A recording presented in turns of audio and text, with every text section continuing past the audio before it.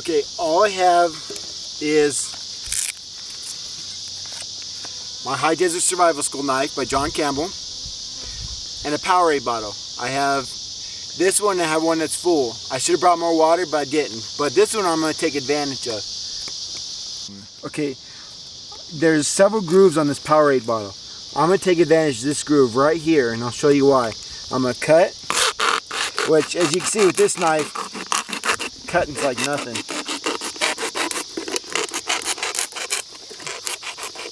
Okay, now I have two ends. I'm going to take the bottle off this end. What I'm going to do is I'm going to cut and cut. And then what I'll do is pops right in there. I know you're probably wondering what it's about. What'll happen is the crawdads that are in that creek will go through the hole, and their pinchers prevent them from being able to come back out. Now the smaller ones will be able to get out, but the little bit larger ones, they can't. So this makes a really perfect crawdad trap. I didn't need any string. Didn't need nothing. All I need to do is track down some bait, and we'll have lunch. Okay, you may have trouble hearing me because of the cicadas, but I'm going to look around for bait to fill this up with, and then I'm going to take it to the creek just down that way. In reality, finding bait is just as hard as finding food at times. So I'm looking all over something, and I haven't yet to find anything to fill my container to try and catch some crawdads. I may have to start catching them by hand, but I'd rather let this bottle do the work for me, save energy. But I'm going to keep looking and see what I can find.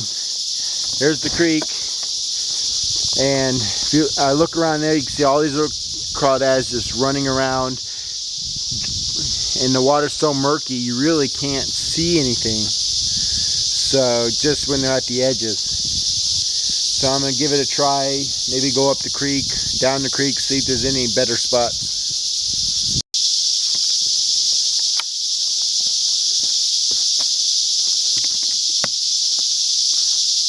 Okay, one quick thing. They always say take advantage of your surroundings. Now this is one of the coolest surroundings I've ever seen. It's actually a root system that's grown above. And it actually gives you, I'd say 80% of your shelter. All you have to do is just go around and cover the holes up. I'll give you a look at it, what it looks like inside.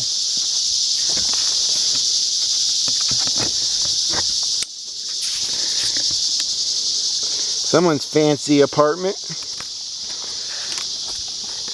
See, it's got another back end over there, but plenty of room to lay down. Here's what the outside looks like.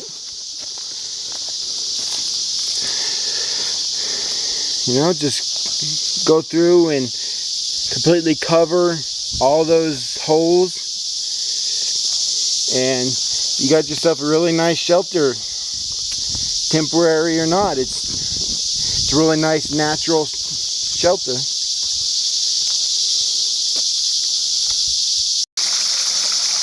Okay, there's the food source. It's actually about a 3-inch crawdad on the other side of the lake, or other side of the pond. If I try to get him, he'll probably bolt. There's another one. There's actually quite a bit of them in this one area. They may be a little bit easier to get to, but the only problem is it's so murky because we had a lot of rain.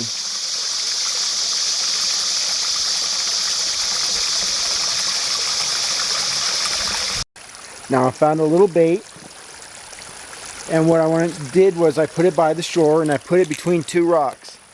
And what's going to happen is the smell of the bait's going to kind of wash around, and I've seen a lot of bit of crawdads in here, so I'm hoping it pays off.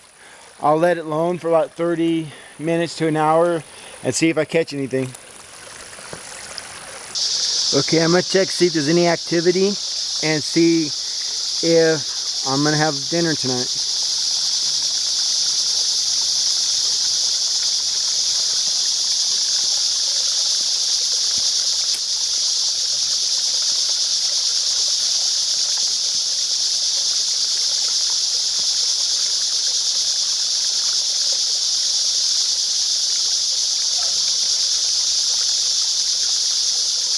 Well, I got 2. It's a start.